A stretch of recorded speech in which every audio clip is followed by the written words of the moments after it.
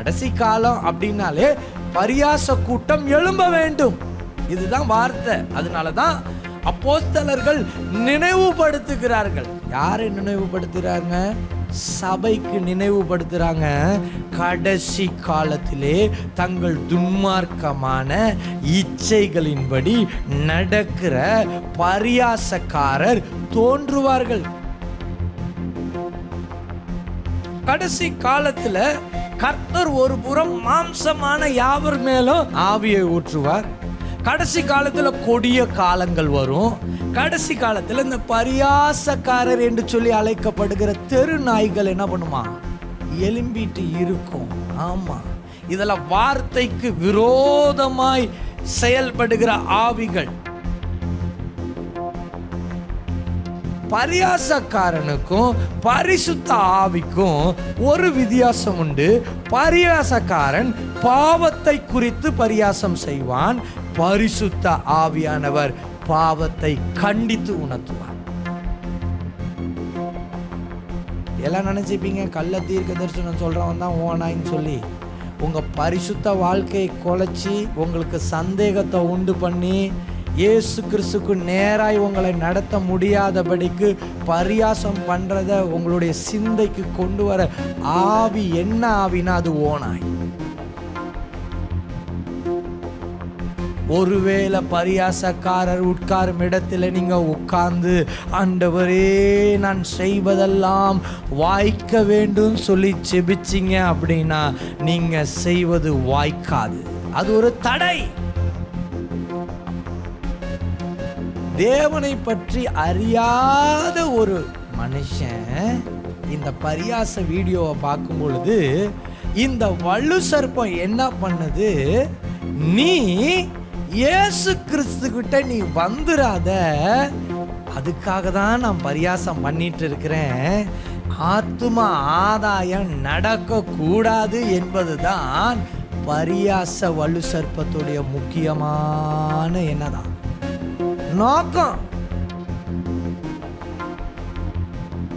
இன்றும் நாம் பார்க்க போகிற செய்தியின் தலைப்பு கடைசி கால பரியாச ஆவிகள்.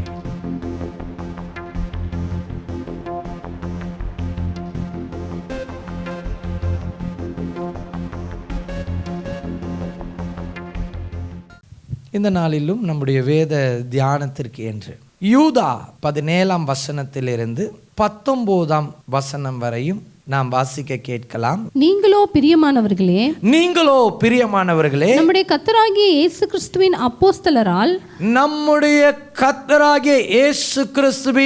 அப்போஸ்தலரால் முன் சொல்லப்பட்ட வார்த்தைகளை நினைவு கூறுங்கள்.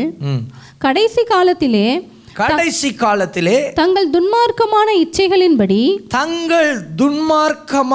இச்சைகளின்படி நடக்கிற பரியாசக்காரர் தோன்றுவார்கள் என்று உங்களுக்கு சொன்னார்களே. இன்றும் நாம் பார்க்க போகிற செய்தியின் தலைப்பு கடைசி கால பரியாச ஆவிகள். 17ஆம் வசனத்தை வாசிக்கும் பொழுது தேவனுடைய பிள்ளைகளுக்கு அப்போஸ்தலர்களால் உரைக்கப்பட்ட வார்த்தையை சொல்லுகிறார்கள். நம்முடைய கர்த்தராகிய இயேசு கிறிஸ்துவின் அப்போஸ்தலரால் முன் சொல்லப்பட்ட வார்த்தையை நாம் ஒவ்வொருவரும் என்ன பண்ண வேண்டுமா? நினைவு கூற வேண்டும். ஏனென்றால் கடைசி காலத்திலே தங்கள் துன்மார்க்கமான இச்சைகளின்படி நடக்கிற பரியாசக்காரர் தோன்றுவார்கள் என்று உங்களுக்கு சொன்னார்களே. இவர்கள் பிரிந்து போகிறவர்கள், ஜென்ம சுவாபத்தாரும் இல்லாதவர்கள். இன்னைக்கு எதை பத்தி செய்தி அப்படின்னு சொல்லி பார்த்தீங்கன்னா, இந்த கடைசி காலத்துல நிறைய பேர் பரியாசம் செய்ய ஆரம்பிச்சிட்டாங்க. இன்னைக்கு யூடியூப் எடுத்தீங்க அப்படின்னா ஒரு கொசு பிரசங்கம் பண்ணாலும் அந்த கொசுவை பற்றி ஒரு பரியாசம். இல்லைன்னா அவனுக்கு என்ன வராது? தூக்கம் வராது. நாய் பிரசங்கம் பண்ணாலும் அந்த நாயை பற்றி ஒரு பரியாசம். ஆடு பிரசங்கம் பண்ணாலும் அந்த ஆடை பற்றி ஒரு பரியாசம். ஏன் இந்த செய்தியை நான் கொடுக்குறேன் அப்படின்னா, பரியாசம் செய்தல் தேவனுக்கு விரோதமான ஒரு பாவமாக இருக்கிறது. இன்றைக்கு இந்த பரியாசத்தை குறித்து சபைக்கு கற்றுக் கொடுக்க வேண்டும் என்பதை கர்த்தர் சொன்னார். ஆகையினால இந்த கடைசி காலத்தில் இருக்கிற பரியாச ஆவிகளை பற்றி நம்ம என்ன பண்ணிக்கணும், தெரிந்து கொள்ள வேண்டும். ஏன்னா வேதாகமத்தில் எழுதி இருக்குது. இன்னைக்கு யூடியூப்பை திறந்தா அந்த பாஸ்டரு கிழிஞ்ச சட்டை போட்டிருந்தாரு, இல்லை இந்த பாஸ்டரு பொய் பேசினாரு, இல்லை அந்த பாஸ்டர் வந்து என்னமோ பண்ணாரு, இப்படி சொல்லி பரியாசம் பரியாசம் பரியாசம். பாஸ்டர் வீட்டில் உட்காந்து இட்லி சாப்பிட்டாலும் அவர் இட்லி சாப்பிட்டார், அந்த இட்லியில் 10 சட்னி வச்சுருந்தாருன்னு சொல்லி பேசுகிறான். இது என்னது? பரியாசம். நான் எக்ஸாம்பிள் தான் சொல்கிறேன், அப்படியெல்லாம் யாரும் பேசல. அவனுங்க பேசுகிறத சொன்னால் அசிங்கமாக இருக்கும், அதனால தான் இப்படி ஒரு எக்ஸாம்பிள் சொல்லிட்டு இருக்கேன். அப்போது இந்த பரியாச ஆவிகள் கடைசி காலத்தில் வரணும், அது எழும்பும். அதுதான் தீர்க்க தரிசனம். அதனால வேதம் சொல்லுது, கடைசி காலத்திலே தங்கள் துன்மார்க்கமான இச்சைகளின்படி நடக்கிற பரியாசக்காரர். ஒருத்தவன் பரியாசம் பண்ணுறான் அப்படின்னா அவன் பரிசுத்தவான் கிடையாது, அவன் யாரு? துன்மார்க்கன். பரியாசக்காரனை பற்றி நல்லா தெரிஞ்சுக்கணும். ஒருத்தவன் பரியாசம் பண்ணி ஒரு சபையை பற்றியோ இல்லை தனி நபரை பற்றியோ ஒருத்தன் வீடியோ போடுறான் அப்படின்னா அவனை குறித்து முதல்ல வேதம் சொல்லுது, அவன் ஒரு துன்மார்க்கன். அதாவது வேதம் சொல்லுகிறது, கடைசி காலத்திலே தங்கள் துன்மார்க்கமான இச்சைகளின்படி நடக்கிற பரியாசக்காரர். அவனை பரிசுத்தவானா யாரும் பார்த்துறாதீங்க அப்படின்றத ஆண்டவர் சொல்றார். துன்மார்க்கமான இச்சைகளின்படி நடக்கிற பரியாசக்காரர் தோன்றுவார்கள் என்று உங்களுக்கு சொன்னார்களே, இவர்கள் பிரிந்து போகிறவர்கள். உங்களுடைய குணாதிசயம் என்னது? சபையை விட்டு பிரிந்து போகிறவர்கள், பிரிப்பவர்கள். உங்களுடைய பரிசுத்தத்தை பிரித்து தூக்கி எறிகிறவர்கள், கர்த்தரை விட்டு பிரிக்கிறவர்கள். இவர்கள் மொத்தத்தில் யார் அப்படின்னா வேதம் சொல்லுது, பிரிந்து போகிறவர்கள். தனியாக தான் நிற்பாங்க. தங்களை எப்படியா காமிச்சுப்பாங்க? தங்களை நீதிமான் போல காமிச்சிக்கிட்டு தனியாகவே நிற்பான். அவனை குறித்து வேதம் சொல்லுது, அவன் பிரிந்து போன துன்மார்க்கன். பிரிந்து போகிறவர்களும் ஜென்ம சுவாபம். அவன் பரியாசம் பண்ணும் பொழுது தன்னுடைய சுயமான ஜென்ம சுவாபத்தை அவன் காண்பித்து கொண்டு இருக்கிறான். பரியாசக்காரனுடைய இன்னொரு பேர் என்ன அப்படின்னா ஜென்ம சுவாபத்தை காண்பிக்கிறவன். அவன் ஜென்ம சுவாபத்தை தான் இன்னைக்கு தமிழ்நாட்டில் எல்லாம் ஆஹா என்ன அருமையா பேசுகிறாரு. நீ அவனுடைய ஜென்ம சுவாபத்துக்கு என்ன பண்ணுறாங்க? அவங்க உடன்பட்டு இவங்களும் கடைசி கால பரியாச ஆவிகளுக்கு இடம் கொடுக்கிறவர்களாய் இன்றைக்கு நிறைய பேர் என்ன பண்ணுறாங்க? மாறிட்டு இருக்கிறாங்க. ஜாக்கிரதையாக இருக்கணும்னு சொல்லி ஆண்டவர் சொல்கிறாரு. பரியாசம் பண்ணுறவன் எப்படியா? அவன்கிட்ட பரிசுத்த ஆவி இல்லை. இதுதான் வசனம். ஆவி இல்லாதவர்களுமாமே. பரியாசக்காரன் ஒருத்தவன் பரியாசம் பண்ணிட்டு இருக்கானா, அவன்கிட்ட என்ன இல்லை? பரிசுத்த ஆவி இல்லை. ஆவி இருக்குது, அவன்கிட்ட ஒரு ஆவி இருக்குது, அது வேற ஆவி. அதெல்லாம் என்ன ஆவின்னு சொல்லி பின்னாடி சொல்கிறேன். பரிசுத்த ஆவி இல்லாத இடத்துல உங்களுக்கு என்ன கனெக்ஷன் வேணுன்றேன் நான். பரிசுத்த ஆவி இல்லாத இடத்துல ஒரு சபைக்கு கனெக்ஷன் இருக்கக்கூடாது. ஒரு ஆள் சேனல் பார்க்க பரியாசம் பண்ணுறாங்க, ஜெகஜோதியா 58,000 சப்ஸ்கிரிப்ஷன் அங்கே இருக்காங்க. அப்போ 58,000 ஜென்ம சுவாபத்துக்கு அங்கீகரித்து பரிசுத்த ஆவி இல்லாத கூட்டத்தை மகிமைப்படுத்துவதற்காக அவ்வளோ பேர் இருக்கிறாங்க. எப்படி இருக்கிறாங்க பார்த்தீங்களா? பரலோகம் எல்லாருமே வர முடியாது. அதனால தான் வேதம் சொல்லுது, பரலோகத்துக்கு செல்லும் வாசல் எப்படியாப்பட்டதான்? வழி இடுக்கமான வழியாக இருக்கிறது, நெருக்கமான வழியாக இருக்கிறது. சபைக்கு வேண்டிய பரிசுத்தத்தை சீர்குலைக்கிறதற்கு இன்றைக்கு பிசாசானவன் கடைசி காலத்தில் இறங்கி கொண்டிருக்கிறான். இறங்கணும். அதுதான் தீர்க்க தரிசனம். இறங்கணும். கடைசி காலம் அப்படின்னாலே பரியாச கூட்டம் எழும்ப வேண்டும். இதுதான் வார்த்தை. அதனால தான் அப்போஸ்தலர்கள் நினைவுபடுத்துகிறார்கள். யாரை நினைவுபடுத்துகிறாங்க? சபைக்கு நினைவுபடுத்துகிறாங்க. கடைசி காலத்திலே தங்கள் துன்மார்க்கமான இச்சைகளின்படி நடக்கிற பரியாசக்காரர் தோன்றுவார்கள். கிறிஸ்தவத்தில் மாத்திரமா பரியாசம் பண்ணிட்டு இருக்கிறான். இப்போ யூடியூப்பை திறந்தா பொலிட்டீஷியன்ஸ் பரியாசம், எங்கே பார்த்தாலும் பரியாசம். நீங்கள் யூடியூப்பையும் ஃபேஸ்புக்கையும் திறந்தாலே எங்கே பார்த்தாலும் என்னது தான்? பரியாசம். இந்த கடைசி நாள் பரியாச ஆவிகளினால் நிரப்பப்பட்ட நாட்களாய் இருக்கிறது தேவ பிள்ளைகளே. சரி, கடைசி கால பரியாசக்காரர் வேதத்தையும் பரிசுத்த ஆவியின் செயல்பாடுகளையும் கேள்வியாய் கேட்டு தேவனுடைய செயல்பாடுகளை கேள்விக்குறி ஆக்குவார்கள். இதுதான் பரியாசத்துடைய அந்த குணாதிசயம். இதை குறித்து ஒரு வசனத்தை நம்ம வாசிக்கலாம்.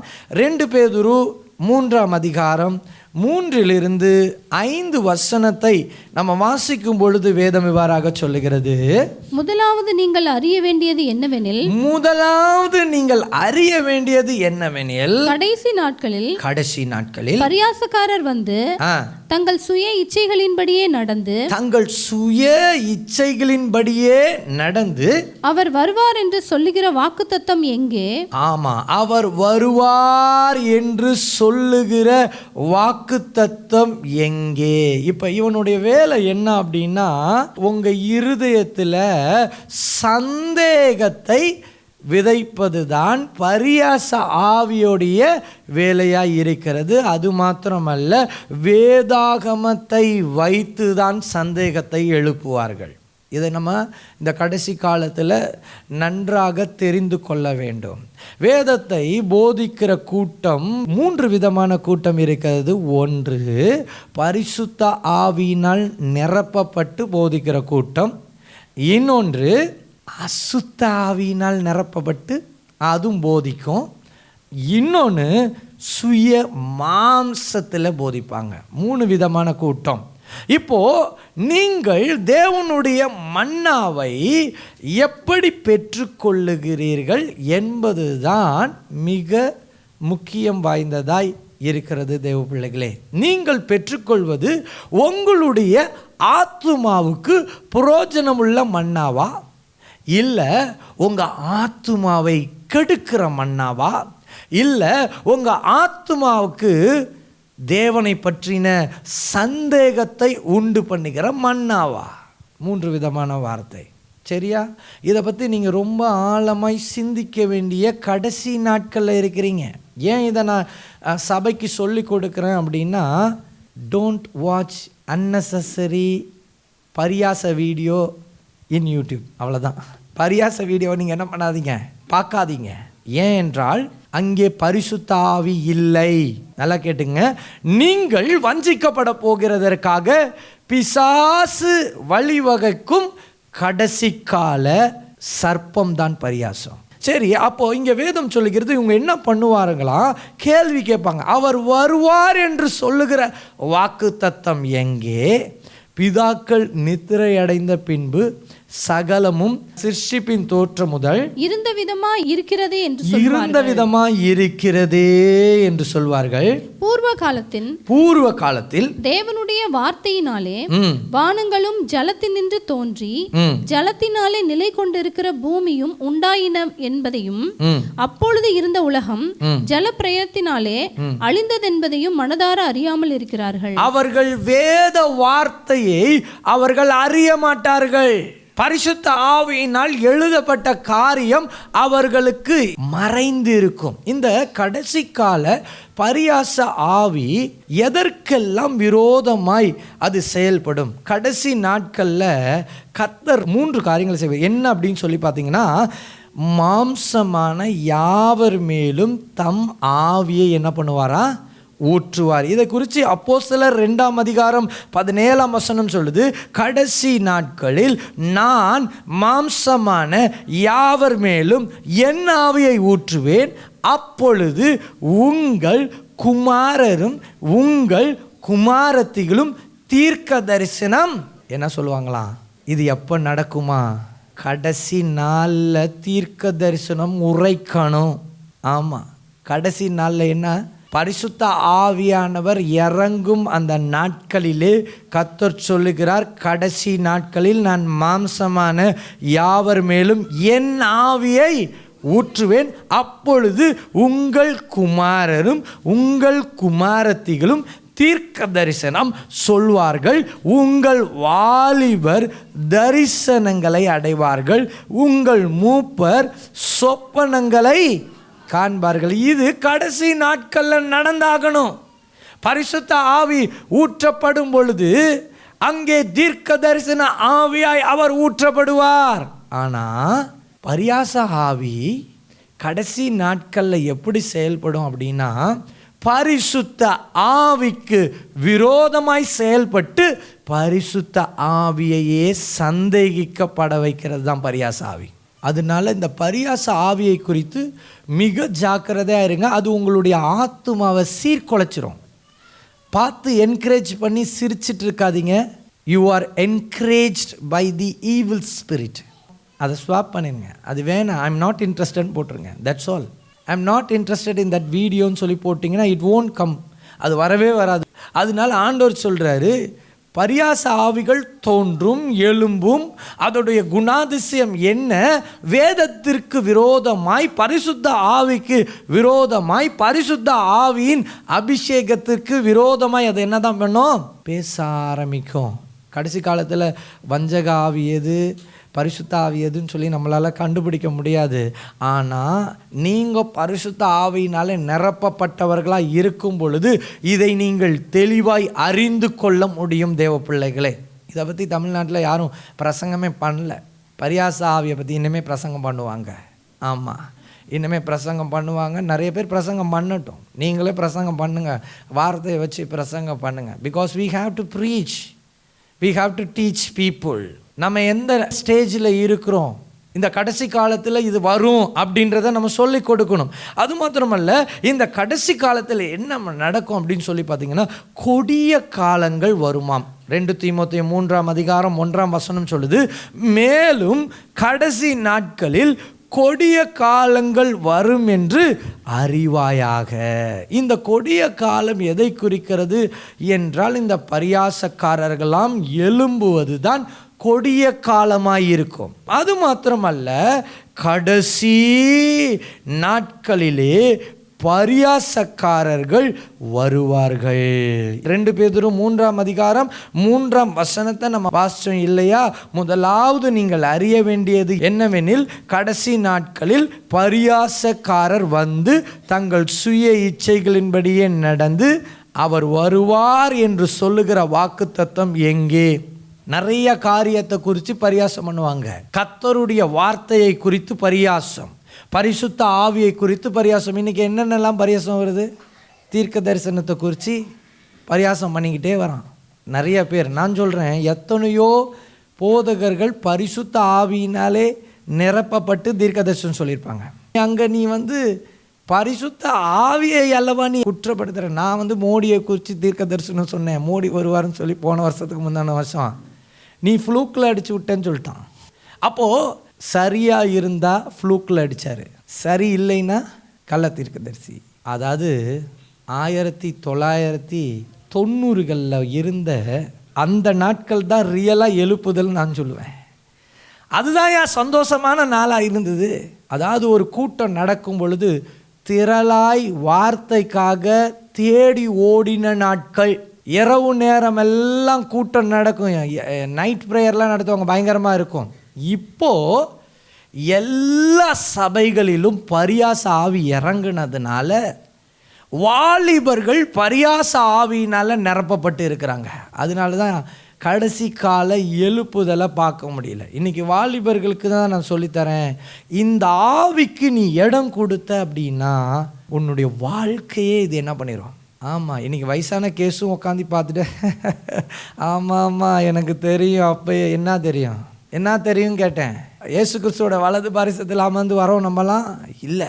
நான் சொல்கிறேன், நம்மளுக்கு ஆண்டவர் எண்ணத்தை கொடுத்து வச்சிருக்கிறாரோ அதை நேர்த்தியும் கிரமமாய் பயத்தோடு பக்தியோடு ஆண்டவருக்கு நம்ம செஞ்சுட்டு பரலோகத்துக்கு போகிற வழியை பார்ப்போம். கொஞ்சம் பேரை நம்ம அழைச்சிட்டு போகணும், கொஞ்சம் பேருக்கு சுவிசேஷம் சொல்லணும். என்ன பண்ணுது? பரியாசக்காரர்களை குறித்து வேதம் சொல்லுது, பிள்ளைகளுக்கு போடுகிற அப்பத்தை வாயில் கவ்விட்டு அந்த அப்பத்தை குறித்து பேசுது. என் பிள்ளைகளுக்கு கொடுக்குற வார்த்தையை எடுத்து அதை நக்கிட்டு அது சால்ட்டு ஜாஸ்தியாக இருக்குது, சுகர் ஜாஸ்தியாக இருக்குன்னு சொல்கிறதுக்கு பரியாசக்காரன். அது வலுசாக இருப்போம், நீங்கள் தைரியமாக பேசலாம், யூ கேன் டாக். வசனத்துக்கு நேரம் நம்ம நடப்போம். அதனால தான் இன்றைக்கி இந்த டீச்சிங்கை நம்ம என்ன பண்ணுறோம், கொடுக்குறோம். அப்போ கடைசி காலத்தில் கர்த்தர் ஒரு புறம் மாம்சமான யாவர் மேலும் ஆவியை ஊற்றுவார். கடைசி காலத்தில் கொடிய காலங்கள் வரும். இதில் வார்த்தைக்கு விரோதமாய் செயல்படுகிற ஆவிகள். அப்போ கடைசி கால பரியாசக்காரர் விழுந்து போன தேவதூதனாகிய வலு சர்ப்பத்திற்கு சொந்தமானவர்களாய் இருக்கிறார்கள். அது மாத்திரமல்ல, இந்த பரியாசக்காரர் மந்தையை தப்ப விடாத கொடிய ஓநாய்களாய் இருக்கிறார்கள்.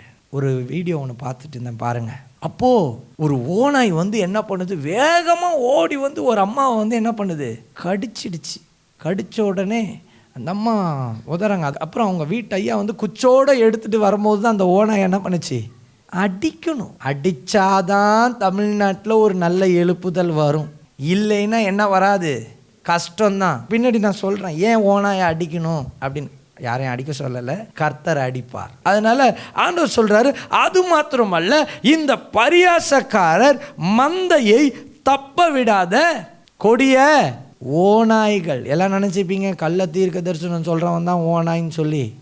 உங்கள் பரிசுத்த வாழ்க்கையை குலைச்சி உங்களுக்கு சந்தேகத்தை உண்டு பண்ணி இயேசு கிறிஸ்துக்கு நேராய் உங்களை நடத்த முடியாதபடிக்கு பரியாசம் பண்ணுறத உங்களுடைய சிந்தைக்கு கொண்டு வர ஆவி என்ன ஆவினா அது ஓநாய்.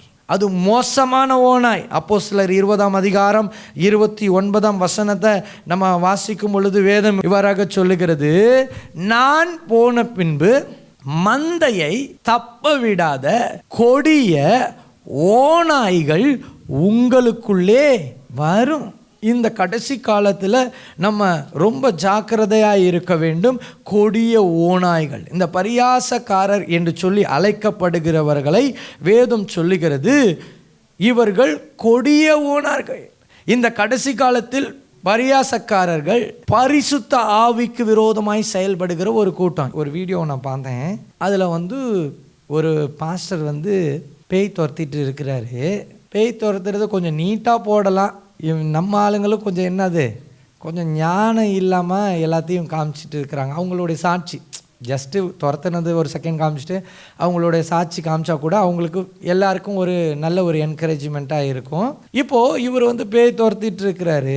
அதை வச்சு ஒரு டிவியில் என்ன பண்ணிகிட்ருக்கிறான், காமெடி பண்ணி டிவியில் வந்து பரியாசம் பண்ணிட்டு இருக்கிறான். அந்த பேய்களை துரத்துறது யாரு, அந்த ஊழியக்காரா பரிசுத்த ஆவியா? இப்போ பரியாசம் பண்ணப்படுகிறது யாரு? பரிசுத்த ஆவியானவர் தான் என்ன பண்ணுறாரு, அவர் பரியாச பண்ணப்படுகிறார். இதுதான் கடைசி காலத்தில் நடந்துட்டு இருக்குது. அப்போது இந்த கடைசி கால பரியாசக்காரர்கள் பரிசுத்த ஆவிக்கு விரோதமாய் செயல்படும் கூட்டம். பரியாசம் என்பது அது பரிசுத்த ஆவிக்கு விரோதமாய் செயல்படுகிற ஒரு ஆவியாய் இருக்கிறது தேவ பிள்ளைகளே. அப்போ பரியாச ஆவிகள் தேவனுடைய சித்தத்திற்கு விரோதமாய் செயல்பட வைக்கும். தேவனுடைய சித்தம் என்ன? தமிழ்நாட்டில் தேவனுடைய சித்தம் என்ன? எல்லாம் மனம் திரும்பி அப்போ வந்து கொஞ்சம் நஞ்சம் இயேசு கிறிஸ்துவகிட்ட வரணும்னு சொல்லி தேவனை பற்றி அறியாத ஒரு மனுஷன் அவன் இந்த பரியாச வீடியோவை பார்க்கும் பொழுது இந்த வலு சர்ப்பம் என்ன பண்ணுது, நீ இயேசு கிறிஸ்துக்கிட்ட நீ வந்துடாத, அதுக்காக தான் நான் பரியாசம் பண்ணிட்டு இருக்கிறேன், ஆத்தும ஆதாயம் நடக்கக்கூடாது என்பது தான் பரியாச வலு சர்ப்பத்துடைய முக்கியமான நோக்கம். ரட்சிப்புக்குள்ளார வந்துட்டு இருக்காங்களா நிறைய பேர்? வர முடியுமா? பரியாசம் பண்ணுற வீடியோவை பார்க்குறவங்க எப்படி வருவாங்க? முடியாதுங்க. அப்போ பரியாச ஆவி வலுப்பெற்றுட்டு வர்றதுக்கு யார் காரணம்? பிசாசு பிடிச்ச விசுவாசிகள் காரணம். பிசாசு காரணம் கிடையாது. பரியாச ஆவி பிசாசு. அது வலுப்பெற்று வருவதற்கு பேக்ரவுண்டில் இருக்கிற அவனை என்கரேஜ் பண்ணுற விசுவாசிகள் தான் காரணம். ஆகையினால் தான் இந்த பிரசங்கத்தை நான் இந்த சபையில் மாத்திரம் இல்லை, தமிழ்நாட்டில் இருக்கிற எல்லா சபைகளுக்கும் தேவையான பிரசங்கம். கடைசி கால பிரசங்கம் நாம் தெரிந்து கொள்ள வேண்டியவைகளாய் இருக்கிறது தேவ பிள்ளைகளே. அப்போ பரியாச ஆவிகள் தேவனுடைய ரட்சிப்புக்கு விரோதமாய், தேவனுடைய சித்தத்துக்கு விரோதமாய் செயல்பட வைக்கிறது. அது ஒரு வலு சர்ப்பம் என்பதை நம்ம மறந்து போய்விடக்கூடாது. கடைசி கால பரியாச ஆவிகளை எப்படி கண்டுபிடிப்பது? அது வேதாகமத்தை தன் கையில் வைத்து கொண்டே பரியாசம் செய்யும். சும்மா பரியாசம் செய்யாது. இந்த உலகத்தான் பரியாசம் செஞ்சானா அவன் உலகத்தான் சொல்லி நம்ம சொல்லிட்டு போயிடலாம். ஆனால் உண்மையான லூசிஃபர் பரியாசம் செஞ்சுது அப்படின்னா அது கையில் என்ன இருக்கும்? வேதம் இருக்கும். அது என்ன சொல்லும்? Praise lord. அது என்ன சொல்லும்? ஏசு நல்லவர். அந்த ஆவி என்ன சொல்லும்? ஆனால் அங்கே பரிசுத்த ஆவி இல்லை, அது வஞ்சக ஆவி. அந்த ஆவியை ரொம்ப நேசிக்கிறவங்களுக்குள்ளார அந்த ஆவி உள்ளார போயிடும். நேசித்து பார்க்குறவங்களுக்குள்ளார அந்த வார்த்தையை ஏற்றுக்கொள்ளும் பொழுது அந்த ஆவி என்ன பண்ணும்? உள்ளார போயிடும். எத்தனை பேர் பரியாச வீடியோவை பார்த்துருக்கீங்க? நான் பார்த்துருக்கேன். இப்போ யாரெல்லாம் பார்த்துருக்கீங்க பாருங்கள். இன்றைக்கி அதனால தான் இந்த பிரசங்கம். இன்றைக்கி இந்த பிரசங்கத்தை முடித்த உடனே நம்ம ஆளுங்க போய் தேடுவாங்க, யார் பரியாசம் பண்ணிகிட்ருக்காங்க. அப்படியெல்லாம் யாரும் தேட வேணாம். ஆமாம், இது ஒரு எச்சரிப்பின் செய்தி. ஞாயிற்றுக்கிழமை நம்மளுக்கு எதுக்கு? கர்த்தர் டீச் பண்ணும். எல்லா ஞாயிற்றுக்கிழமையும் கர்த்தர் உங்களை ஆசீர்வதிப்பார், வாளாக்காமல் தலையாக்குவார், பிசாசை நசுக்குவார். இப்படியே நான் பிரசங்கம், பிசாசை நசுக்கணும், வகை வகையான பிரசங்கங்கள் இருக்குது, டீச்சிங் இருக்குது. நம்ம என்ன பண்ணணும்? கொடுத்து தான் ஆகணும். இன்றைக்கி ஆண்டவர் சொன்னார், இன்றைக்கி என்னுடைய பிள்ளைகளுக்கு இதை நீ கற்றுக்கொடு. அதனால தான் 1:45 வரை நைட்டு உட்காந்து ஆண்டவரே நீ சொல்ல சொல்ல சொல்ல கொசுக்கடியிலே உட்காந்து எல்லாத்தையும் எழுதி ஆண்டவர் சொல்லாத இன்றைக்கி நான் ப்ரெசன்ட் பண்ணிட்டு இருக்கிறேன். சரி, அப்போ கடைசி கால பரியாச ஆவிகளை எப்படி கண்டுபிடிப்பது? அது வேதாகமத்தை தன் கையில் வைத்து கொண்டே பரியாசம் செய்யும். அதை நீங்கள் அழகாக கண்டுபிடிச்சிடலாம். வெறுமனையாக பரியாசம் செஞ்சதுன்னா அது சாதாரண, அது புறம்போக்கு ஆவின்னு சொல்லி விட்டுடலாம் நம்ம. ஆனால் அது என்ன பண்ணலாம்? வேதத்தோடு அது சொன்னிச்சு அப்படின்னா அது என்னதான்? அதுதான் ரியல் பரியாச ஆவி. கடைசி காலத்தில் இறங்கி வந்திருக்கு. நீங்கள் சொல்லலாம், அசுத்த ஆவியே என்னை விட்டு விலகி ஓடிவிடு அப்படின்னு சொல்லிடலாம். சரி, இது கர்த்தராகிய இயேசு கிறிஸ்துவின் நாட்களிலும் இந்த பரியாச ஆவி வந்தது. எப்படி வச்சுட்டு? பைபிளை கையில் வச்சுட்டு வாசிக்கலாம். மத்தேயு 27:41 நம்ம வாசிக்கும் பொழுது வேதம் சொல்லுகிறது, அப்படியே பிரதான ஆசாரியரும் வேத பாரகரும் மூப்பரும் பரியாசம் பண்ணி. இப்போ நான் உங்களை பார்த்து ஒரு கேள்வி கேட்குறேன். இயேசு கிறிஸ்துவை ஏற்றுக்கொண்டு இயேசு கிறிஸ்துவின் சாயலை நாம் தரித்து கொள்ளும் பொழுது இந்த ஆவி நம்மளை அட்டாக் பண்ணுமா? பண்ணாதா? பண்ணும். அப்போ தான் நம்ம உண்மையான ஊழியக்காரர்கள், இயேசு கிறிஸ்துவை தரித்து கொண்டவர்கள் என்று சொல்லி பெயர் பெறுகிறோம் தேவ பிள்ளைகளே. அப்போது வேதம் சொல்லுகிறது மத்தேயு 27:41 அப்படியே பிரதான ஆசாரியரும் வேத பாரகரும் மூப்பரும் யாரை பரியாசம் பண்ணாங்களா? கர்த்தராகிய இயேசு கிறிஸ்துவை பரியாசம் பண்ணாங்க. சத்தியத்துக்கு விரோதமாய் நிற்கும் பரியாச ஆவிகள், இயேசு கிறிஸ்துவை உண்மையாய் அறிய விடாதபடிக்கு செயல்படும் பரியாச ஆவிகள். அப்போ பிரதான ஆசாரியர் யாரு? சீஃப் பிரீஸ்ட் என்று சொல்லி எழுதப்பட்டிருக்குது. அவர் எங்க நிற்பாரு? மகா பரிசுத்த ஸ்தலத்தில் நிற்கிறவர் தான் பிரதான ஆசாரியர். ஆனால் அவர் என்ன பண்றாரு? வேதத்தை வச்சுட்டு அவர் என்ன பண்றாரு? பரியாசம் பண்றாரு. அடுத்தது யாரு இயேசு கிறிஸ்துவை பரியாசம் பண்ணார்கள்? வேத பாரகர்கள், the teachers of law. அவர்கள் கர்த்தராகிய இயேசு கிறிஸ்துவை பரியாசம் செய்கிறார்கள். அடுத்தது யார் பரியாசம் செஞ்சார்கள் அப்படின்னு சொல்லி பார்த்தீங்கன்னா எல்டர்ஸ், மூப்பர்கள். இவங்க எல்லாருடைய கையிலையும் வேதாகமம் இருந்திருக்குமா? இருந்திருக்காதா? அதனால தான் நான் சொன்னேன், பரியாசக்காரம் என்ன பண்ணுவாங்க? வேதாகமத்தை தன் கையில் வைத்து கொண்டே பரியாசம் செய்வார்கள். நான் இன்றைக்கி நம்முடைய சபையை பார்த்து நான் சொல்கிறேன், நீங்கள் பரியாசம் பண்ணுவீங்களா? நம்ம இன்னுமே யாரையும் என்ன பண்ணக்கூடாது? பரியாசம் பண்ணக்கூடாது. இன்றைக்கி நம்ம என்ன ஒப்பு கொடுத்து நம்ம ஜெபிக்க போகிறோம்? இந்த பிரசங்கம் எதுக்கு? நம்ம மற்றவங்கள பரியாசம் பண்ணக்கூடாது, நம்ம பரிசுத்தமாக வாழணும். பரியாசம் என்பது ஒரு வகையான ஆவி. சிலருக்கெல்லாம் பிசாசு துரத்துனா போகாது. ஏன் போகாதுன்னா அதுக்குள்ளார ஒரு நண்பன் இருப்பான், பரியாசம் என்ற வலு சர்ப்பம். அது சொல்லும் பேர் என்னென்னமோ சொல்லும்.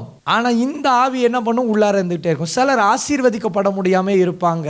ஏன் அப்படின்னா இந்த ஆவி கூட இருந்துகிட்டே இருக்கும். அந்நிய பாஷையில் பேசுவாங்க, ஜெபம் பண்ணுவாங்க, அபிஷேகத்தில் நிறைய மாதிரி இருப்பாங்க. ஆனால் எனக்கு ஆசீர்வாதமே இல்லை. ஏன்னா உனக்குள்ளே இந்த பரியாச ஆவி இருக்கான்னு செக் பண்ணணும்.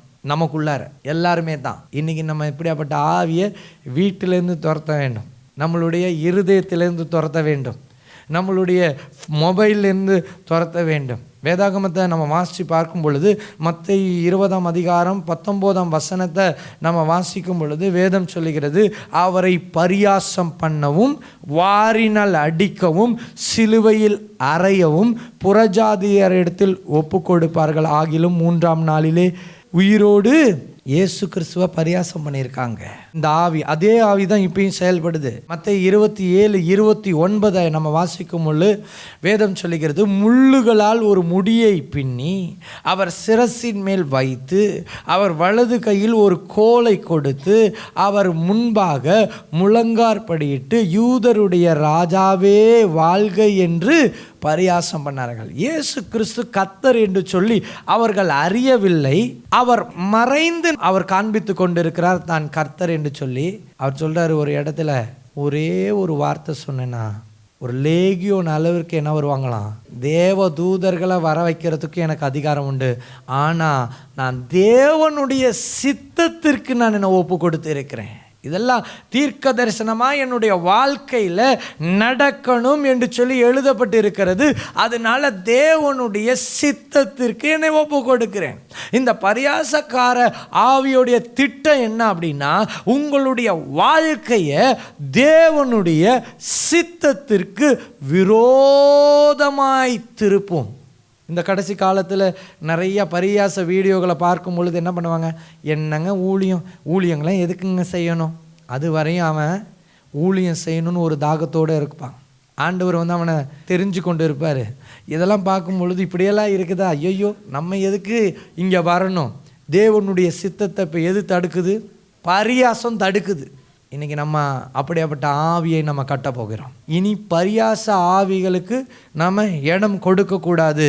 அப்போ இன்னும் வேதாகமத்திலே மத்தேயு 27ஆம் அதிகாரம் 31ஆம் வசனம் சொல்லுகிறது, அவரை பரியாச பண்ணின பின்பு அவருக்கு உடுத்தின மேலங்கியை கழற்றி அவருடைய வஸ்திரங்களை அவருக்கு உடுத்தி அவரை சிலுவையிலே அறையும்படி கொண்டு போனார்கள். எல்லாமே இயேசு கிறிஸ்துவுடைய வாழ்க்கையில் பார்த்திங்கன்னா, கடைசியாக அவர் சிலுவையிலே அறையப்படும் பொழுது அவருக்கு 100% அவரை பரியாசம் செய்தார்கள்.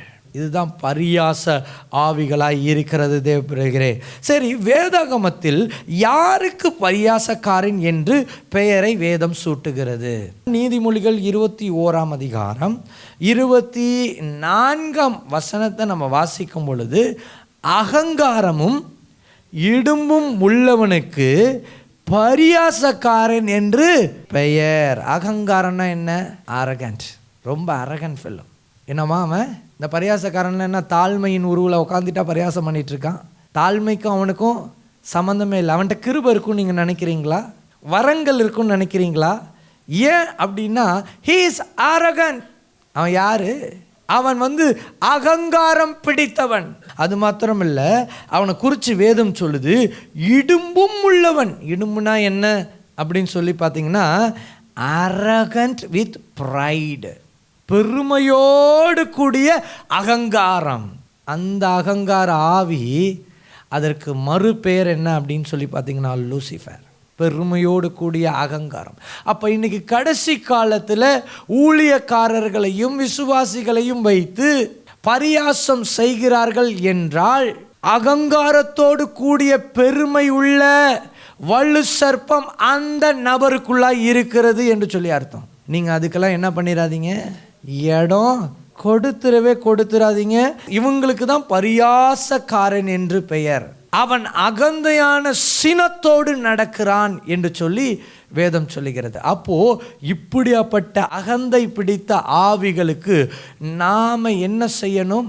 ஜாக்கிரதை உள்ளவர்களாக இருக்கணும். கர்த்தரை பரியாசம் பண்ணா, ஹாலிவுட்டில் இந்த வருஷ துவக்கத்தில் ஏதோ ஒரு மீட்டிங்கா, அவங்க என்ன பண்ணியிருக்காங்க, கர்த்தரே இல்லை, கர்த்தருக்கு என்ன 0 ஓட்டுன்னு சொல்லி அங்கே பயங்கர பரியாசம். 48 மணி நேரத்தில் அங்கே என்னாச்சு, கர்த்தரே இல்லாமல் போயிட்டார். அவன் வீட்டில் மாத்திரம் கர்த்தர் இருக்கிற வீட்டெல்லாம் என்ன பண்ணிட்டாரு, அவர் தேவதூதர்களை வைத்து காப்பாற்றி வச்சுட்டாரு. அவன் வீட்டை எரிச்சது யாருன்னு நீங்கள் நினைக்கிறீங்க? தேவதூதர்கள் அனுப்பிச்சு அவன் வீட்டெல்லாம் கொளுத்தி விட்டுட்டு வந்துருன்னு சொல்லி அனுப்பிச்சிட்டாரு. அவங்க எல்லா வீட்டையும் எந்தெந்த வீடு இது நம்ம வீடா அப்படின்னு பார்ப்பாங்க. ஆமாம், இங்கே இயேசு கிறிஸ்து இருக்கிறார், இது நம்ம வீடு. ஆட்டுக்குட்டியின் ரத்தம் பூசப்பட்டு இருக்குது, அதனால் அங்கே கொள்ளை நோய்க்கும் சங்காரத்துக்கும் அங்கே அதிகாரம் இல்லை. இது நம்ம வீடு இல்லை, நோ நீடு காடுன்னு சொல்கிறான். அப்போ அவனை கொளுத்து, என்னதான் காடை கூப்பிட்றானா இல்லையான்னு பார்க்கலான்னு சொல்லி. பரியாசக்காரர்களுக்கு இடம் கொடுக்காதீங்க. இதுதான் பிரசங்கம். இதெல்லாம் நம்ம தெரிஞ்சுக்கணும். அதுக்காக தான் நான் இந்த பிரசங்கத்தை சொல்கிறேன். அகங்காரம் பிடித்தவர்கள், அகங்காரத்தோடு பெருமை உள்ளவர்கள் தான் யார்? அவர்களுக்கு பெயர் பரியாசக்காரன் என்று சொல்லி. சரி, பரியாசக்காரனை கர்த்தருடைய வேதம் 3 வகையாய் பிரிக்கிறது. முதலாவது சொல்லுது, பரியாசக்காரன் என்றால் ஞானம் இல்லாதவன்.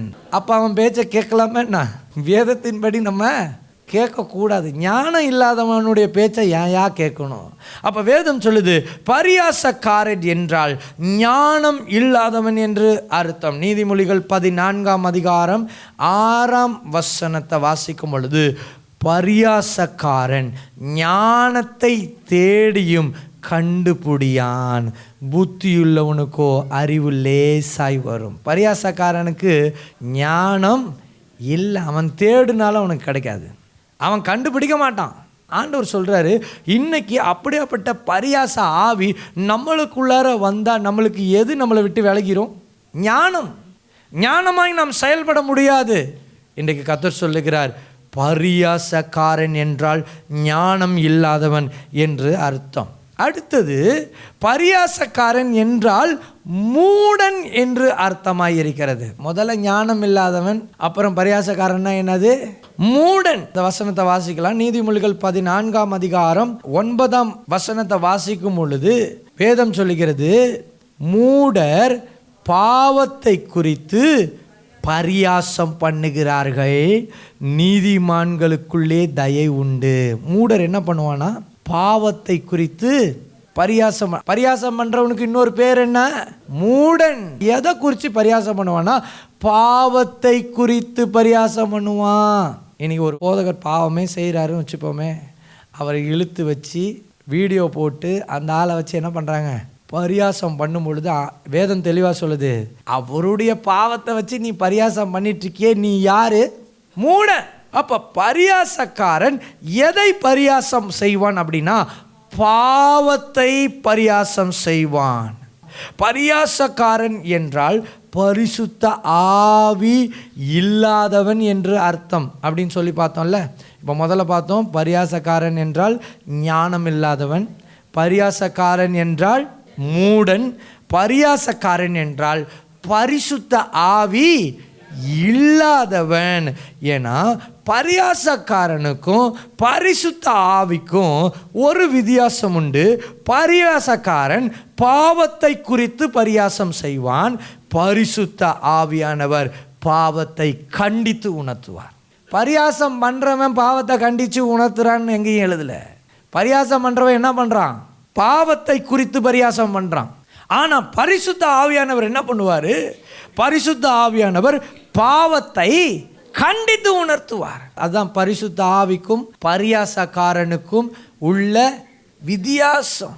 இந்த பரிசுத்த ஆவியை குறித்து நம்ம பார்க்கும் பொழுது யோவான் எழுதின சுவிசேஷம் 16ஆம் அதிகாரம் 8ஆம் வசனத்தை நம்ம வாசிக்கும் பொழுது வேதம் சொல்லுகிறது, அவர் வந்து பாவத்தை குறித்தும் நீதியை குறித்தும் நியாய தீர்ப்பை குறித்தும் உலகத்தை கண்டித்து. இப்போ ஸ்டேஜில் இருந்து கண்டிப்பான ஒரு பிரசங்கம் வருகிறது என்றால் அது பரிசுத்த ஆவியினுடைய நிறைவோடு பரிசுத்த ஆவியானவர் கண்டித்து பிரசங்கம் பண்ணுகிறார். ஆனால் பாவத்தை குறித்து ஒரு பரியாசம் பண்ணிக்கிட்டு இருக்காங்கன்னா அது என்ன ஸ்பிரிட்? அது அவன் மூடன், ஞானம் இல்லாதவன், பரிசுத்த ஆவி இல்லாதவன். அது ஒரு வலுசற்ப ஆவி. அதனால பாவத்தை குறித்து கண்டிக்கல, ஆனால் பாவத்தை குறித்து பரியாசம் செய்கிறது. புரியுதா உங்களுக்கு இப்போ? அப்போ வேதம் சொல்லுகிறது, பரியாசக்காரன் பாவத்தை குறித்து பரியாசம் செய்வான். அதனால பாவத்தை குறித்து ஒருத்தவன் மற்றவங்களுடைய பாவத்தை வைத்து ஒரு வீடியோ போட்டு பேசுகிறான்னா நீங்கள் நல்லா தெரிஞ்சுக்கணும், அவன் பரியாசம் பண்ணிட்டு இருக்கான். பாவத்தை குறித்து கண்டித்து உணர்த்துவார். பரிசுத்த ஆவியாய் கடந்து சென்று நேராக போய் என்ன பண்ணிடுவாங்க? ஐயா நீங்கள் இந்த மாதிரி இருக்கக்கூடாது, ஆண்டவர் உங்களை நேசிக்கிறாரு, கர்த்தர் உங்களை நேசிக்கிறாரு, நீங்கள் நல்ல ஊழியம் செய்யுங்க, இந்த மாதிரி தவறுதலுக்கு போகாதீங்கன்னு சொல்லி அவங்களுக்கு என்ன பண்ணலாம், ஒரு ஜெப உதவியோடு ஜெப குழுவோடு போய் சேர்ந்து செய்வாங்க. இதுதான் பரிசுத்த ஆவியினால் நிறைந்த கூட்டம். புரியுதா உங்களுக்கு? அப்போ பரியாசக்காரன் பாவத்தை குறித்து பரியாசம் செய்வான். பாவத்தை குறித்து பரியாசம் செய்கிறவன் யார் அப்படின்னு சொல்லி பார்த்தீங்கன்னா பிசாசு. நம்ம பாவத்தில் விழுந்துட்டோன்னா அவன் என்ன பண்ண, பத்தியா பாவத்தில் விழுந்துட்டான், பத்தியா எனக்கு தெரியாமல் பாவத்தில் விழுவான். இது யார் சொல்லுவா? பிசாசு சொல்லுவான். அவனுக்கு பேர் என்ன? அவன் தான் பரியாசக்காரன். பாவத்தை குறித்து கண்டித்து உணர்த்துகிறவர் அவர் பரிசுத்த ஆவியானவராய் இருக்கிறார். சரி, பரியாசக்காரன் என்றால் அவனுக்கு சாத்தான் என்று சொல்லி அர்த்தம். பரியாசக்காரனுடைய வேலை என்ன? இதுக்கு வசனம் என்ன சொல்லுகிறது? நீதிமொழிகள் 29ஆம் அதிகாரம் 8ஆம் வசனத்தை நம்ம வாசிக்கும் பொழுது வேதம் சொல்லுது, பரியாசக்காரர் பட்டணத்தில் தீ கொளுத்தி விடுகிறார்கள், ஞானிகளோ குரோகத்தை விளக்குகிறார்கள். பரியாசக்காரனுடைய வேலை என்ன? பட்டணத்தில் என்ன பண்ணுறது? அப்படியே தீ கொளுத்தி போட்டுடுறது.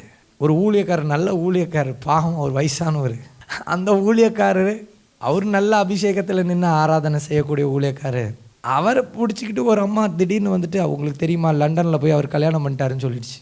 ஒரு நிமிஷம் நானே குழம்பி போயிட்டேன். ஒரு ஊழியத்துக்கு ஒரு வீட்டுக்கு போயிருந்தேன். அவங்க நல்ல ஒரு அம்மா தான். அப்போது அவங்கள்ட்ட போய் உட்காந்து பேசிகிட்டு இருக்கோம், பாஸ்டர் இந்த கடைசி காலத்தில் உண்மையான ஊழியக்காரங்களை பார்க்குறதெல்லாம் கஷ்டம்னு சொல்லிட்டு திடீர்னு அவரை எனக்கு ரொம்ப பிடிக்கும், அவர் பாட்டெல்லாம் எனக்கு ரொம்ப பிடிக்கும். ஆமாம், கணிச்சிருப்பீங்க. அவரை பிடிச்சி அவர் லண்டனில் கல்யாணம் பண்ணிட்டு வந்தாருன்னு சொன்னோன்னே எனக்கு அப்படியே 2 நாள் நான் ரொம்ப சோகமாக இருந்தேன். அதுக்கப்புறம் என்னாச்சு, என்கிட்ட இருக்கிற பரிசுத்த ஆவியானவரே போயிட்டாரு, நான் அவிசுவாசியாக ஆகிட்டேன். அப்போ தான் நிறைய காரியங்கள், நிறைய க்ளோஸாக இருக்க பர்சன்ட்டெல்லாம் விசாரிக்கும், ஐயோ அதெல்லாம் ஒன்றும் இல்லை, யாரையா கொளுத்தி போட்டா, இது என்னது தீ கொளுத்தி போடுறது. ஆமாம், இதுதான் நடக்குது. பரியாசக்காரன் பட்டணத்தில், அது உண்மையே இப்போ யூடியூப்பில் நடந்துட்டுருக்கு. இன்னும் வேதம் சொல்லுது, பரியாசக்காரன் மனுஷனுக்கும் தேவனுக்கும் அருவருப்பானவன். நீதிமொழிகள் 24ஆம் அதிகாரம் 9ஆம் வசனத்தை நம்ம வாசிக்கும் பொழுது வேதம் சொல்லுகிறது, தீய நோக்கம் பாவமாம், பரியாசக்காரன் மனுஷருக்கு அருவருப்பானவன். மனுஷருக்கு மாத்திரம் அல்ல, அவன் தேவனுக்கும் அருவருப்பானவனாக இருக்கிறான். அவன் அருவருப்பானவன். அது மாத்திரமல்ல, வேதம் சொல்லுது, பரியாசக்காரனை ஒரு அபிஷேகம் பெற்றவன் துரத்தி விட வேண்டும். இப்போ நான் என்ன பண்ணிகிட்ருக்கேன், சபையிலேருந்து துரத்திட்டு இருக்கிறேன். பரியாசக்காரனை ஒரு அபிஷேகம் பண்ணப்பட்ட ஊழியக்காரன் அவன் சபையை தொடாதபடிக்கு அவனை துரத்தி அடிச்சிடணும். வேதம் சொல்லுகிறது, நீதிமொழிகள் 22ஆம் அதிகாரம் 10ஆம் வசனத்தை வாசிக்கும் பொழுது வேதம் சொல்லுது, பரியாசக்காரனை துரத்திவிடு, அப்பொழுது வாது நீங்கும், விரோதமும் அவமானமும் ஒழியும். பரியாசக்காரனை துரத்திருங்க. துரத்தினாதான் என்ன நடக்கும்? வாது நீங்கும், அவமானம் ஒளிந்து போகிறதாய் இருக்கிறது. தேவ பிள்ளைகளே, அப்போது இந்த பரியாசக்காரனுக்கு தண்டனை உண்டா அப்படின்னு நீங்கள் கேட்டிங்கன்னா நிச்சயமாக தண்டனை உண்டு. நீதிமொழிகள் 19ஆம் அதிகாரம் 29ஆம் வசனத்தை வாசிக்கும் பொழுது வேதம் சொல்லுது, பரியாசக்காரனுக்கு தண்டனைகளும் மூடருடைய முதுகுக்கு அடிகளும் ஆயத்தமாக இருக்கிறது. ஆமாம், இதுதான் ஆயத்தமாக இருக்குதான். பரியாசக்காரனை வேதம் சொல்லுது, அவன் மூடன், அவன் முதுகு ஆயத்தமாக இருக்கட்டும். எங்கேயோ போய் வாங்கிக்கிட்டு அடி வாங்க போகிற, எங்கேயோ நடக்கும், எங்கேயோ ஒரு இடத்துல அடி வாங்க தான் போகிறான். வேதம் சொல்லுது, பரியாசக்காரன் தண்டனைகளுக்கும் மூடருடைய முதுகுக்கு அடிகளும் தண்டனை ஆயத்தமாக இருக்குது. நான் ஆரம்பிக்கும் போது ஒரு கதை சொல்கிறேன்னு சொன்னேன் தெரியுமா? என் சொப்பனம் இன்னைக்கு காலையில் ஒரு சொப்பனம். அந்த சொப்பனத்தில் 3 பரியாசக்காரர்களை ஆண்டவர் எனக்கு காமிக்கிறாரு. இருளான இடத்துல அமர்ந்திருக்கிறாங்க. குடும்பத்தில் வியாதிகள் பெருகி இருக்குது. அந்த வியாதியெல்லாம் நான் வாயால் சொல்ல முடியல. அப்படியாப்பட்ட வியாதிகள், பண வறுமை, கஷ்டம், பயங்கரமான ஒரு இருளில் கட்டப்பட்டிருக்காங்க. வேணா நான் பிரசங்கத்தில் சொல்கிறேன், சபை வரும் நாட்களில் பார்த்துரும், நிச்சயமாக பார்க்கும். அப்போது அந்த இருளில் என்ன பண்ணுறாங்க, வியாதினால் நிரப்பப்பட்டிருக்காங்க. அப்போது சில போதகர்கள்லாம் என்ன பண்ணுறாங்க, அட பாவம் மனம் திரும்பட்டும் அப்படின்னு சொல்லி அவங்களுக்கு உதவி செய்வதற்காக என்ன பண்ணுறாங்கன்னா, போய் ஜெப உதவி செய்வதற்காக உள்ளார போகிறாங்க. ஆனால் ஒரு போதகர் மூலமாயும் அங்கே அற்புதம் நடக்கலை, யாராலையும் அவங்கள விடுதலை ஆக்க முடியல. அப்போ போகிற போதகர்லாம் என்ன, இது என்னால் செய்ய முடியாது, இது என்னால் செய்ய முடியாது, இது என்னால் செய்ய முடியாதுன்னு எல்லாம் வெளியே வந்துக்கிட்டே இருக்கிறாங்க. கடைசியில் ஒரு போதகர் சொல்கிறாரு, இது என்னாலையும் செய்ய முடியாது, இது கர்த்தருடைய சாபம் அப்படின்னு சொல்லிட்டு வெளியே வந்துட்டார். அது மோசமான ஒரு சொப்பனம். மேபி அது நிறைவேறாமல் இருக்கணும். பாவம் மனம் திரும்பி கடைசி கால ஊழியத்தை நேர்த்தியாய் செய்ய வேண்டும். ஆனாலும் கடைசி காலத்திற்கு என்று தெரிந்து கொள்ளப்பட்ட பரியாசக்காரர்களாக கர்த்தர் அவர் தெரிந்து கொண்டு வச்சிருக்கிறார். அவர் யூதாசை தெரிந்து கொண்டார். ஏனென்றால் அது ஒரு தீர்க்க தரிசனம். இன்றைக்கு பரியாசக்காரர்களை தெரிந்து கொண்டு இருக்கிறார், அதுவும் தீர்க்க தரிசனம். இது வேதாகம தீர்க்க தரிசனம். அதனால ஆண்டவர் சொல்றாரு, பரியாசக்காரனுக்கு தண்டனை உண்டு, பரியாசக்காரன் தண்டிக்கப்பட வேண்டும். இன்னும் 2 வசனத்தை வாசிக்கலாம். நீதிமொழிகள் 19ஆம் அதிகாரம் 25ஆம் வசனத்தை நம்ம வாசிக்கும் பொழுது வேதம் சொல்லுது, பரியாசக்காரனை அடி. அப்பொழுது இப்போ நம்ம என்ன தான் பண்ணிகிட்ருக்கோம், இப்போது அடிச்சிட்ருக்கோம். இது ஒரு எச்சரிப்பாக இருக்குது எல்லாருக்கும். புத்திமானை கடிந்து கொள், அவன் அறிவுள்ளவன் ஆவான். இன்னும் ஒரு வசனத்தை வாசிக்கலாம். நீதிமொழிகள் 21ஆம் அதிகாரம் 11ஆம் வசனம் சொல்லுகிறது, பரியாசக்காரனை தண்டிக்கும் போது பேதை ஞானமடைவான், ஞானவான் போதிக்கப்படும் போது அறிவடைவான். பரியாசக்காரன் தண்டிக்கப்படுவான் என்பதை வேதம் தெளிவாக சொல்லுகிறது தேவ பிள்ளைகளே. சரி, அடுத்தது ஆண்டவர் சொல்கிறாரு, வேத வார்த்தையெல்லாம் நீங்கள் பார்த்தீங்கன்னா, பரியாசக்காரனை கடிந்து கொள்ளாத. நேருக்கு நேராக பரியாசக்காரனை என்ன பண்ணாத, கடிந்து கொள்ளாத. ஏன்? அவன் உங்களை பகைப்பான். இதை குறித்து வேதம் சொல்லுகிறது. நீதிமொழிகள் 9ஆம் அதிகாரம் 8ஆம் வசனம் சொல்லுகிறது, பரியாசக்காரனை கடிந்து கொள்ளாதே, அவன் உன்னை பகைப்பான், ஞானம் உள்ளவனை கடிந்து கொள். பரியாசக்காரனுக்கு என்ன இல்லைன்னு சொல்லி பார்த்தோம். அதனால யாரும் கடிந்து கொள்ளுவீங்களா? கடிந்து கொள்ள வேண்டாம் என்பதை கர்த்தர் சொல்லி கொடுக்கிறார். அடுத்தது ஒரு வசனத்தை கடைசியாக வாசிப்போம். பரியாசக்காரன் அதன் பயனை அனுபவிப்பான் என்று சொல்லி எழுதப்பட்டிருக்கிறது. நீதிமொழிகள் 13ஆம் அதிகாரம் 1ஆம் வசனம் சொல்லுகிறது, ஞானமுள்ள மகன் தகப்பனுடைய போதகத்தை கேட்கிறான், பரியாசக்காரனோ கடிந்து கொள்ளுதலுக்கு. எத்தனை பேர் கடிந்து கொண்டாலும் பரியாசக்காரன் செவி கொடுக்க மாட்டான் என்பது தேவனுடைய வார்த்தை. அதனால வார்த்தை தான் நிற்கும் எப்பயுமே. அடுத்தது ஆண்டவர் சொல்கிறார், நீதிமொழிகள் 15ஆம் அதிகாரம் 12ஆம் வசனத்தை நம்ம வாசிக்கும் பொழுது வேதம் சொல்லுது, பரியாசக்காரன் தன்னை கடிந்து கொள்ளுகிறவனை நேசியான். அவனுக்கு அந்த நேசம் இருக்கவே இருக்காது. அதனால தான் அவன் பரியாசம் பண்ணிக்கிட்டே இருக்கிறான் எல்லாரையும். இன்னும் வேதாகமத்திலே ஒரு வசனத்தை வாசிப்போம், பரியாசக்காரனை கண்டிக்கிறவன் லச்சை அடைவானாம். நீதிமொழிகள் 9ஆம் அதிகாரம் 7ஆம் வசனம் சொல்லுது, பரியாசக்காரனை கண்டிக்கிறவன் லச்சை அடைகிறான், துன்மார்க்கனை கண்டிக்கிறவன் தன்னை கரைப்படுத்தி கொள்ளுகிறான். அதனால நீங்கள் யாரை கண்டிக்கணும்? ஞானம் உள்ளவர்களை நீங்கள் கண்டிக்கலாம். ஞானம் இல்லாதவர்களை நீங்கள் என்ன பண்ணாதீங்க, கண்டிக்காதீங்க. தேவன் இல்லாதவர்களை நீங்கள் என்ன பண்ணாதீங்க, கண்டிக்க வேணாம், விலகி தூர போயிருங்கன்னு சொல்லி கர்த்தர் சொல்கிறார். இனிமேல் கண்டிப்பீங்களா பரியாசக்காரனை? யாருமே கண்டிக்காதீங்க, கண்டு கொள்ளாதீர்கள் என்று சொல்லி ஆண்டவர் சொல்லுகிறார். இன்னும் ஒரு வசனத்தை வாசிப்போம். பரியாசக்காரன் அதன் பயனை என்ன பண்ணுறானா, அனுபவிப்பானா. நீதிமொழிகள் 9ஆம் அதிகாரம் 12ஆம் வசனம் சொல்லுகிறது, நீ ஞானியானால் உனக்கென்று ஞானியாவாய், நீ பரியாசக்காரனானால் நீயே அதன் பயனை. அதனால் பரியாசக்காரன் அவன் என்ன செய்கிறானோ அதனுடைய காரியத்தை அவனே அனுபவிப்பான். சரி, இன்னைக்கு சபைக்கு ஆண்டவர் சொல்கிறார், பரியாசம் செய்யக்கூடாது. இந்த பரியாசத்தை வெறுத்தவர்கள் வேதாகமத்தில் ஏராளம் பேர். ஆனால் இன்னைக்கு 2 பேரை மாத்திரம் தான் நான் சொல்ல போகிறேன். ஏன்னா நிறைய பேர் பரியாசத்தை பற்றி எழுதி வைத்திருக்கிறார்கள், வேதாகமத்திலே அதை வெறுக்கிறார்கள் பரிசுத்தவான்கள். ஆகையினால இன்னைக்கு 2 பரிசுத்தவானை மாத்திரம் பார்த்துட்டு நம்ம ஜெபிக்க போகிறோம். ஒன்று எரேமியா தீர்க்கதரிசி. யாரு? எரேமியா தீர்க்கதரிசி. அவருடைய நல்ல குணாதிசயம் என்ன அப்படின்னு சொல்லி பார்த்தீங்கன்னா, பரியாசக்காரர் உட்காரும் இடத்தில் அவர் உட்கார மாட்டார். இதுதான் எரேமியா தீர்க்கதரிசிக்கிட்ட இருக்க நல்ல குணாதிசயம். அந்த குணாதிசயத்தை தான் இன்றைக்கி நம்ம சபையாக நம்ம கேட்க போகிறோம்.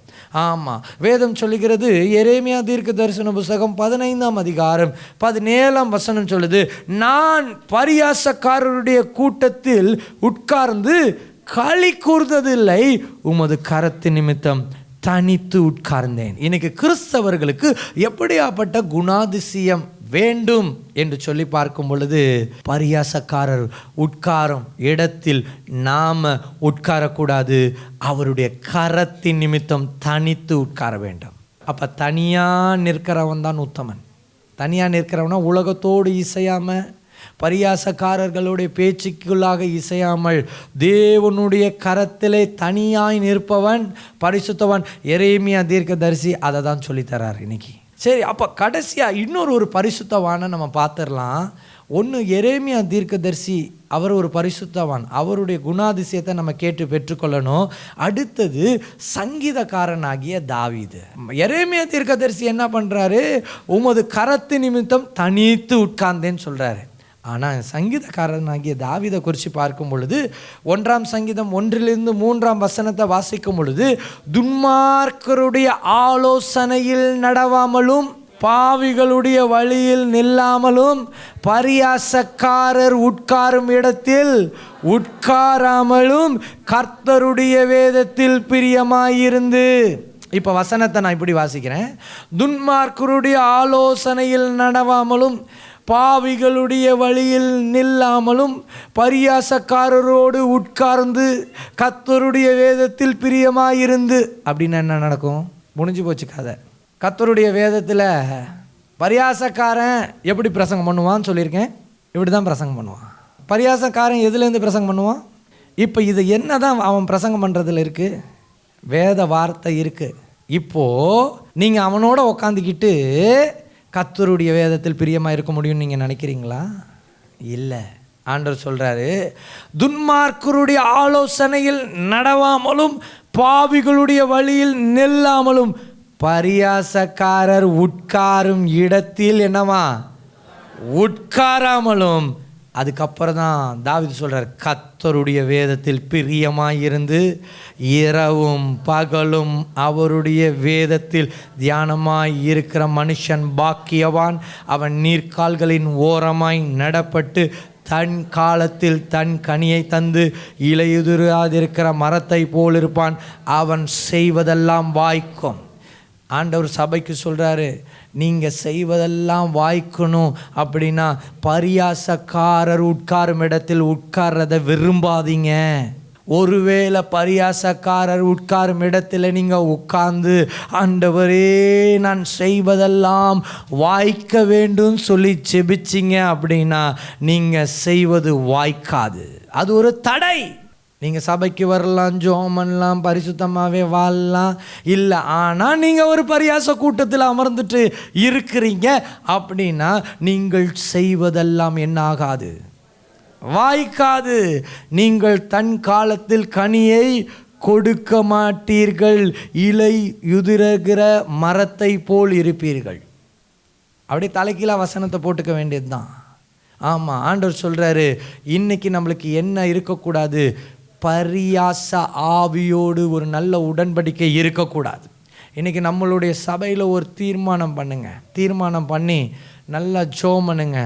இனி பரியாசத்திற்கு நாங்கள் இடம் கொடுக்க மாட்டோம். கர்த்தருடைய வேதத்தை நாங்கள் தியானிப்போம். எரேமியா தீர்க்கதரிசி போல அவருடைய கரத்தினால் தனித்து இருப்போம். இருக்கிற இடத்துல அப்படியே எழுப்பி நிற்போமா? ஏன்னா பரியாசம்ன்றது ஒரு பெரிய டாபிக் வேதாகமத்தில். இது கடைசி கால பரியாச ஆவியாய் செயல்படுகிறது. தேவ பிள்ளைகளே, இன்றைக்கு அந்த வலு சர்ப்பத்தை நம்ம விட்டு அகற்ற வேண்டும். ஒருவேளை நம்மள்கிட்ட கூட அந்த குணாதிசயம் இருக்கலாம். பரியாசம் என்பது ஒரு பிசாசின் குணாதிசயம்.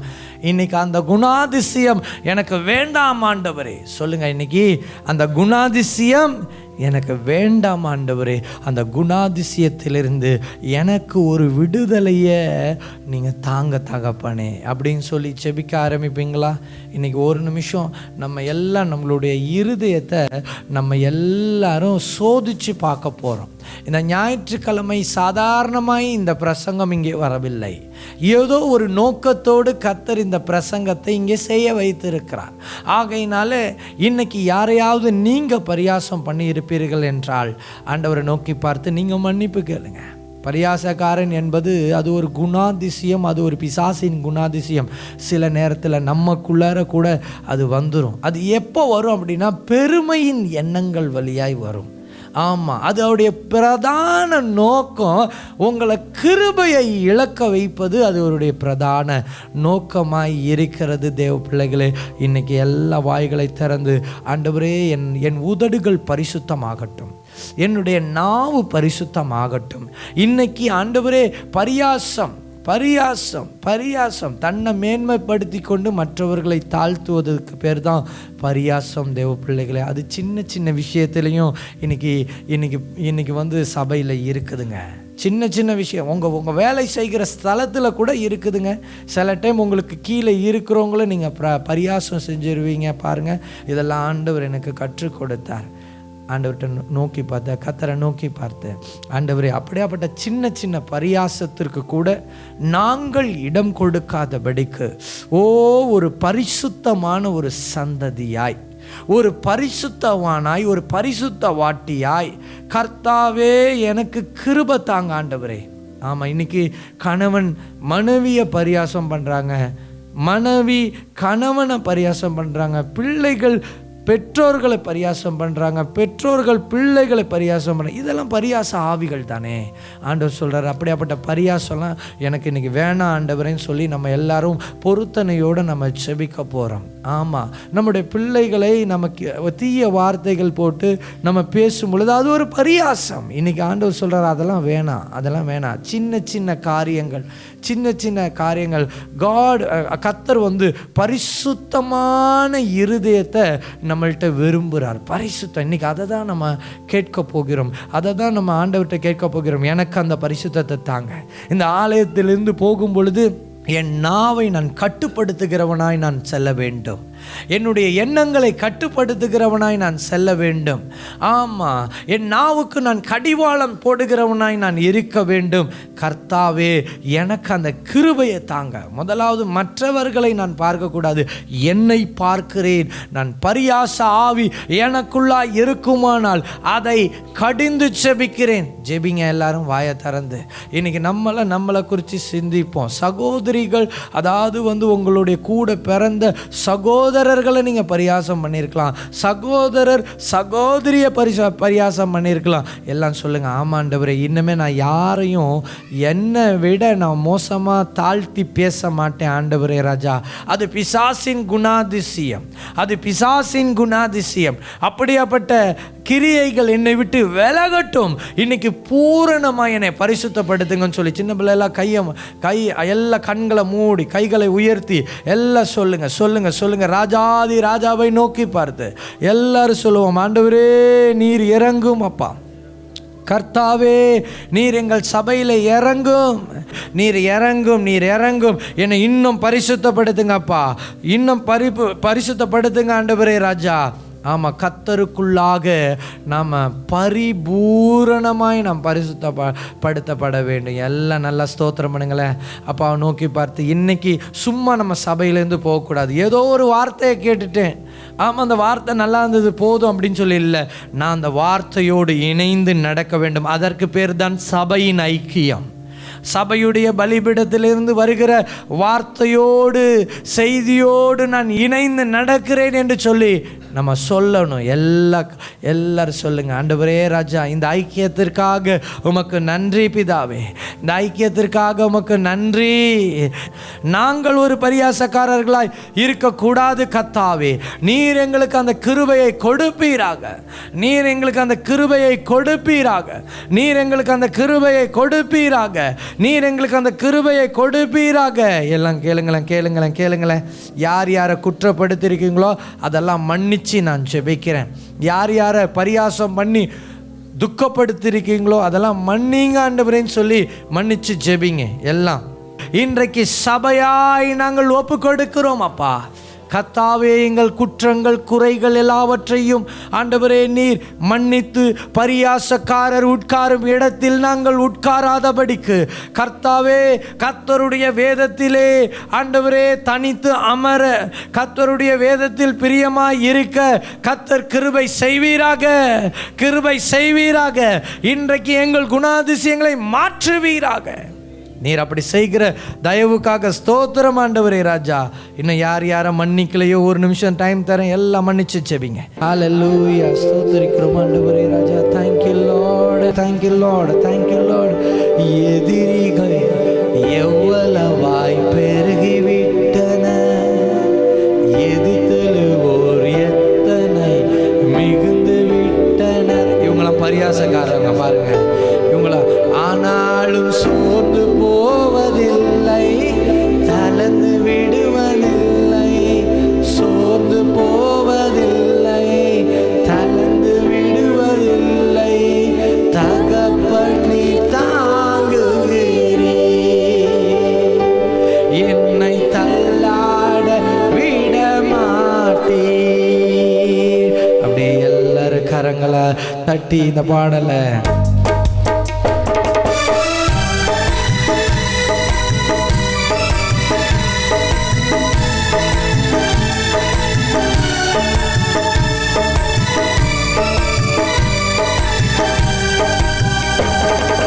தகப்பனே தந்தையே நீ மீற செய்பவர் நீரே. தகப்பனே தந்தையே அதை நீ மீற செய்பவர் நீரே. கேடகம் நீரே, மகிமையும் நீரே, தலை நிமிர செய்பவர் நீரே.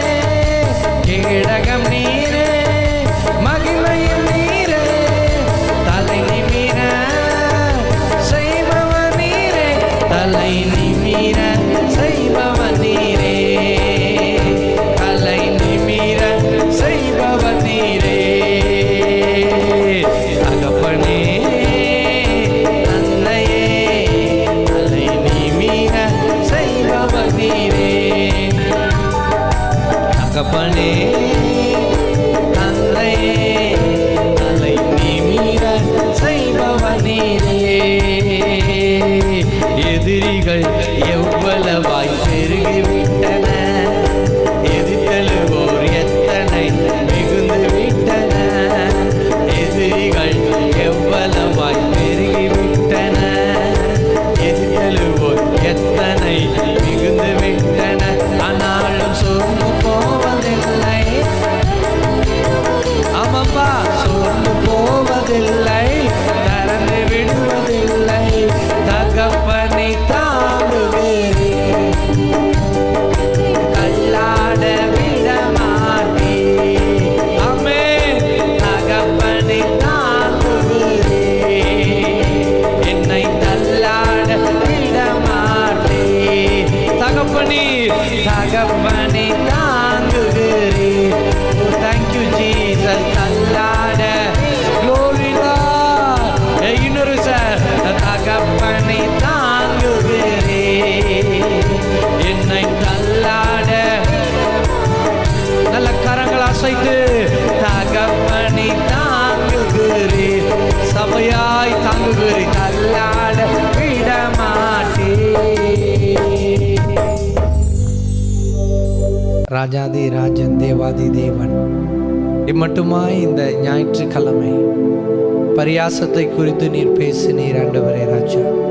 ஒரு கிறிஸ்தவனாகிய நாங்கள் ஆண்டவரே எப்படி இருக்க வேண்டும், இந்த பரியாசத்தில் எவ்வளோ மோசமான கிரியைகள் எல்லாம் செயல்படுகிறது என்பதை நாங்கள் பார்த்தோம் தகப்பனே.